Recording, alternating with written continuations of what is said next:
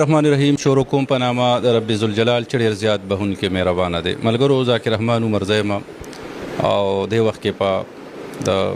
ایشیا نمبر 1 درسګاه جامعه دارالعلوم حقانیه کوړه خټک کې موجود یو. قدرمنو په دې ګیټ راننوتم مخکې به موږ راتلو نو ډېر وخت داسې مخکې موږ رایلو هم یو خفګان او د دې حقانیې د هر دیوال داسې خفه او هغه موږ راغلي د مولانا حامد الحق شهید رحمت الله علیه د هغوی په سانحه باندې راغلي وو. نن زه رالم نو نن یو بله زموږ د علاقې زموږ د کلي زموږ د چارسدې یوه سانحه مخې ته راغلله او زینت المحدثین شیخ الحدیث حضرت مولانا محمد ادریس صاحب شهید رحمت الله علیه د هغوی په جدایۍ د هغوی په غم کې زه په دې جامعې په ګیټ راننوتم. یقینا هر سترګه نم ده او هر دیوال خفه دی. داسې شیوخ را نزي که نه داسې اکابر رانه روان دي که نه مړه بس چې پاتې کېږي څه. خو زه به دا ووایم چې اوس هم داسې شیوخ اکابر شته دی چې انشاءالله تعالی زموږ هغه زړه به پرې یخېږي. قدرمنو دا هغه درسګاه ده چې دلته به شیخ الحدیث حضرت مولانا محمد ادریس صاحب د نعمانیې نفس دلته کې تشریف راوړو. ما سره ډېر محترم د دغه ادارې ترجمان مولانا عرفان الحق صاحب دامت برکاتهم العالیه هغوی تشریف فرما دي. مولانا صاحب د ټیم راکولو یو نړۍ مننه او دا راته ووایه چې د شیخ صاحب دغه جدایۍ دغه اواز دغه غږ تاسو باندې څنګه وشو؟ بسم الله الرحمن الرحیم. ټولو نه اول زه ستاسو شکریه ادا کوم جناب ذاکر رحمان عمر زی صاحب چې تاسو دارالعلوم حقانیې ته راغلی او په دې غم کې موږ سره شرکت وکړو. یقینا د حضرت شیخ مولانا محمد ادریس حقانی صاحب رحمت الله علیه د هغه دا غم دا یو آسماني چړق غوندې و چې دا په چا باندې غورځېدلی دی نو هغه د دې نه ډېر شدید متاثره شوی دی. ځکه شیخ د حدیثو یو لوی محدثو او یو ډېر لوی عوامي هغه مقررو او یو خندرو انسان او مصلح او د اصلاح او د فلاح په میدان کې هغه نامی ګرامی شخصیت نه صرف پاکستان بلکې پورا نړۍ کې د هغه یو ډېر لوی اثر و او د هغې اثر نتیجه وه چې هغه به چېرته تلو نو خلکو به هغوی سره مینه محبت او د هغوی سره ناسته د هغوی نه زده کړه او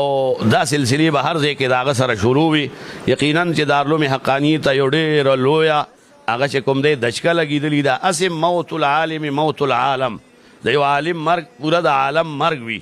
او بالخصوص بیا داسې شخصیت چې هغه دې ټیم کې د دارالعلوم حقانیې د زرګونو طالبانو استازو او د انتخاب زمونږ تره شهید حضرت مولانا سمیع الحق رحمت الله علیه کړو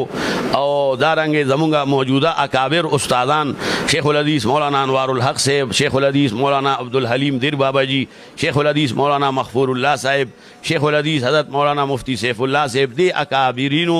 په دای باندې اعتماد او بروسه کړي وه. دغه اعتماد او بروسه د هغې مطابق هغه 11 کاله د دې ادارې یو ډېر بھرپور خدمت وکړو. د دغې ادارې فارغ التحصیل سن 1983 کې چې کله شیخ الحدیث مولانا عبدالحق صاحب رحمت الله علیه ژوندی و نو د هغوی سره یې دور حدیث ویلی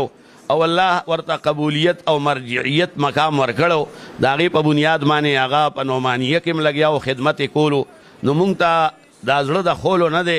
دا بلکل ارې دی. اوس هم ما د علماو او طلباو سره دا بحث او خبره کوله چې ډېر لوی غم دی او نن مونږه د مجلس شورا اجلاس راغوښتی دی. د هغې بنیادي چې کوم عنوان دی هغه دغه دی چې د سیکیورټي موجوده مخدوش صورتحال او د شیخ الحدیث حضرت مولانا محمد ادریس حقانی رحمت الله علیه د هغه شهادت نو دې حوالې سره به دی چې دی نو خپل رای او مونږه چې دی نو آینده دپاره یو لای عمل جوړو او مرګ خواسم دی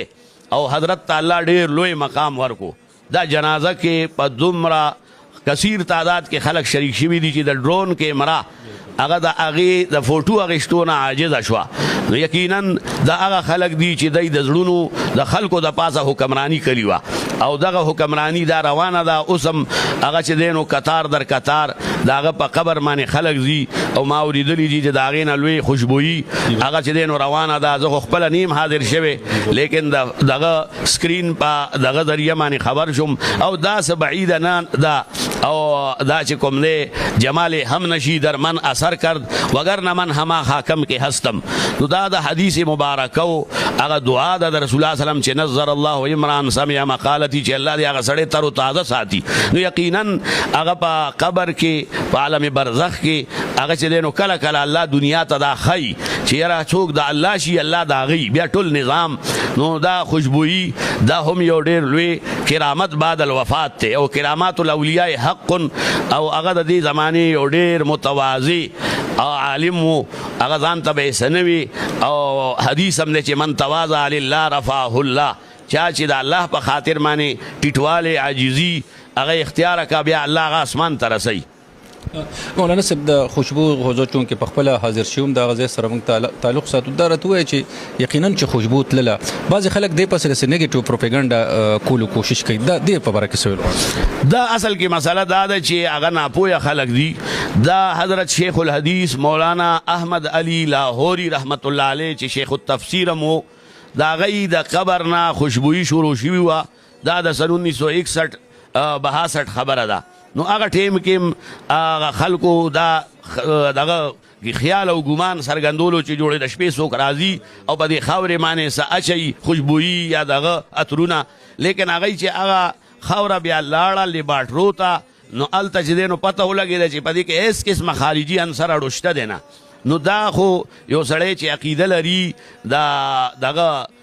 وفات نه بعد د حیات او د عالم برزخ د جزا او سزا نو دا د هغې اثرات دي خو کله الله دنیا ته څرګندوي او کله یې نه څرګندوي خو د دې اولیاو په سلسله کې امام بخاري رحمت الله علیه باره کې هم دی دارنګې د حضرت مولانا ډاکټر شیر علي شاه رحمت الله علیه باره کې هم دی د حضرت مولانا سمیع الحق شهید رحمت الله علیه په باره کې هم دی نو دا هغه خبرې دي چې دا خلکو محسوسي کړي دي او بدیهیاتو نه دي یعنی بدیهیات هغې ته وایي چې هغې ته د دلیل ضرورت نی مولانا صاحب آخري پوښتنه چې که موږ د مولانا سمیع الحق صاحب نه واورو د دې نه مخکې مولانا شیخ حسن جان صاحب واخلو تر دې دمه مولانا حمید الحق صاحب او دا بیا شیخ ادریس صاحب دا لړۍ او دوام لري لګیا ده او زموږ نه کابر شیوخ شهید کیږي څوک پته نه لګي قاتل چې دا به کمې پوري یقینا دا یو ډېره لویه موږ دپاره تسلسل سره سانحه ده چې د علماو یو لوی کیپ چې هغه د بینوري ټاون نه شروع کړي هغه د فاروقي مدرسې نه شروع کړي هغه چې دی نو د بلوچستان نه شروع کړي هغه د کې پی کې نه شروع کړي نو په یو ځای باندې ودرېږي نه دا یو تسلسل لګیا دی روان دی او دا د ابتدا نه دا سلسله روانه ده خو بهرحال قاتل ته رسېدل دا د حکومت وقت کار دی او زمونږ د انتظامیې کار دی حضرت مولانا حامد الحق شهید رحمت الله علیه دا زمونږ په دې کور کې تقریبا 11 هغه شهدا شو یعنی اته د مولانا حامد الحق صاحب سره د دروازې د جومات د پاسه او مولانا سمیع الحق شهید رحمت الله علیه او مولانا نصیب خان شهید رحمت الله علیه او مولانا ادریس شهید رحمت الله علیه او مولانا نو دا ټول دا چې کوم دی سوالیه نښه ده دا سوال دا چې دی نو په حکومت او په د انتظامیې باندې دی چې د فوري هغه چې دی نو مجرم راوم نیسي او مجرم ته دی هغه ډنکی کې چوټ باندې سزا ورکړي دغه شانې که قاتل نامعلوم وي نو د ملک د امن و امان حالت به نور خرابېږي الله دا ملک موږ ته ډېر په قربانیو سره راکړی دی او پاکستان کا مطلب کیا لا الہ الا اللہ نو دا لا الہ الا اللہ علمبرداران آئے روز پاگی کی هغه چې دی نو نشانه کیږي نو دی باره کې چې دی نو یو ډېر لوی ګرینډ زما په خیال چې دی نو دغه پکار دی اجلاس پکار دی د ټول ملک او ټول سیکیورټي ادارې هم په دې کې ناسته پکار ده او دې حوالې سره هغه یو دو ټوک فیصلې پکار دي انشاءالله ډېره مهرباني مولانا صاحب جزاک الله یو ځل بیا زه ستاسو شکریه ادا کوم الله دې تاسو ته اجر عظیم درکړي دا ستاسو خپله اداره ده لکه مخکې به چې تاسو راتلی د عمرزۍ په نسبت باندې د حضرت شیخ ادریس صاحب رحمت الله علیه سره مینی نو دا ستاسو اداره ده دا زمونږ نه ده دا د پوره قوم او د امت ده دارالعلوم حقانیه الله دې تر قیامت د سبا پورې آباد وساتي آمین آمین ثم آمین قدرمنو دا اداره حزب جامعه دارالعلوم حقانیه کوړه خټک ترجمان ډېر زیات مضبوط توان آواز مولانا عرفان الحق صاحب قدرمنو د دوی د کورنۍ هم د شهادتونو یو ډېره لویه لړۍ ده څنګه چې دوی وفرمایل خو زه به دا ووایم چې الله دې وکړي چې شولدیز از مولانا محمد ادریس صاحب اخري شهید وي بیا داسې ظلم څوک ونه کړي یا لکه په سپینه ږیره باندې بیا مولانا سمیع الحق صاحب په سپینه ږیره د اتیاو د پاس اتیاو کال عمر کې په چړو ووالی شو دا به کومې پورې دا دومره د دین خدمت وکړي او دومره په بې دردۍ سره یې راله شهید کړي یا لکه د خدای ظالمانو دا خو د ستاسو بچو ته د معاشرې ته دین ښیي دیني رڼا ښیي تربیت ورکوي بیا دومره په بې دردۍ سره دغه مولانا شیخ ادریس صاحب خبره دا خو سپینګیري دي که دی کم ورکېسته به پریوزي ختم وي هغې به ډزې خاص په سر باندې شیخ صاحب ایشتي الله تعالی یې د هغوی شهادت قبول کړي او الله تعالی دې د هغوی کورنۍ ته مولانا انیس احمد صاحب ته ټولو ته الله صبر جمیل ورکړي تاسو ټول وایي امین